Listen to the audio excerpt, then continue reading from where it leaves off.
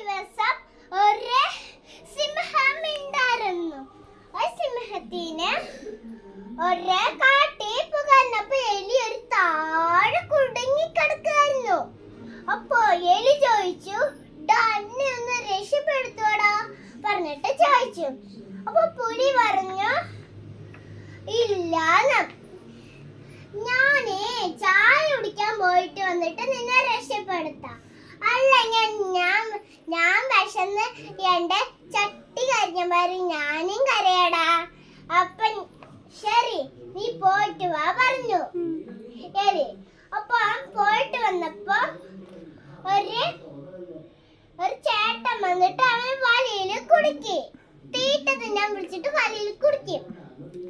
അപ്പോൾ അവൻ പേടിച്ചിണ്ടായിരുന്നു. അപ്പോൾ അവൻ വലയൊക്കെ കേറിച്ച് അങ്ങോട്ട് ഓടിപ്പോയി. പിന്നെ എലിക്കുട്ടനും സിംഹവും ഫ്രണ്ടായി. അപ്പൊ നീ എനിക്ക് ചായ കുടിക്കാൻ വിശക്കുന്നടാ, ഞാൻ പോയി ചായ കുടിച്ചിട്ട് വരാന്ന് പറഞ്ഞു എലിക്കുട്ടൻ. അപ്പൊ സിംഹം പറഞ്ഞ, ഞാനേ